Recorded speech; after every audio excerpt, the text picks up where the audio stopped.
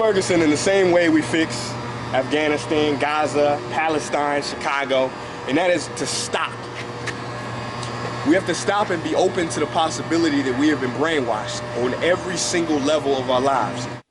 Talk about the brainwashing. What are people being brainwashed about? I think we've been brainwashed we're brainwashed from cradle to grave.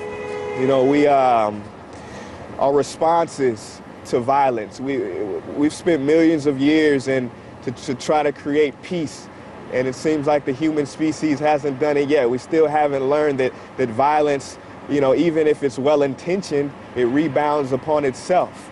You know, we still believe in the separate nature of us. We still generalize, like the police. You know, a lot of the civilians, we categorize police. Police are bad. It's us against them.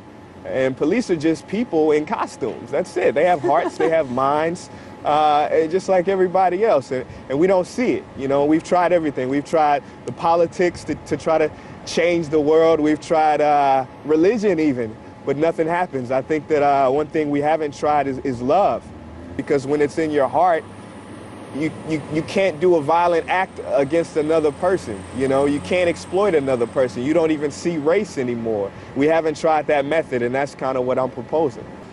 But Princey, exactly. How can we teach a police state to love?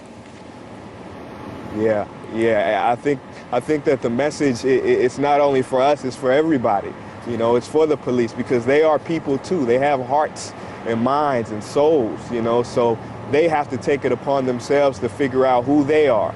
You know, they follow a groupthink mentality just like we are. So I think every individual has to kind of look within themselves, take a step back outside of society, and just sit down and say, who am I? You know, who is this being looking at you throughout these eyes? Who is this entity in this body? And then after you realize that, if you realize that, you take away identity that you've created over the years, you take away race, you take away even gender, and you realize that you are a being of love. You are a spirit of love. The world is coming to an end. The air is polluted, the ocean's contaminated. The animals are going extinct, the economy's collapsed. Education is shot, police are corrupt. Intelligence is shunned and ignorance rewarded. The people are depressed and angry. We can't live with each other and we can't live with ourselves, so everyone's medicated. We pass each other on the streets, and if we do speak, it's meaningless robotic communication. More people want 15 seconds of fame than a lifetime of meaning and purpose, because what's popular is more important than what's right. Ratings are more important than the truth. Our government builds twice as many prisons than schools. It's easier to find a Big Mac than an apple. And when you find the apple, it's been genetically processed and modified. Presidents lie, politicians trick us. Race is still an issue, and so is religion. Your God doesn't exist. My God does, and he is all-loving. If you disagree with me, I'll kill you. Corporations tell us, buy, get this, get that. You must keep up, you must fit in. This will make you happy, but it never does for long. So what can we do in the face of all this madness and chaos? What is the solution?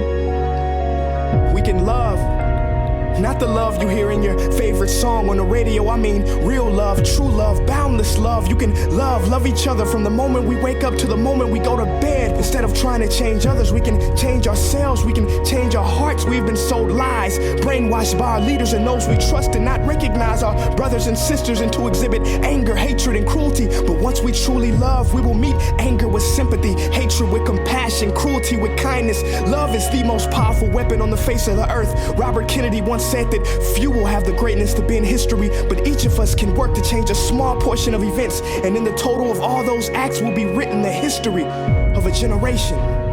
So yes, the world is coming to an end, and the path towards a new beginning starts within you.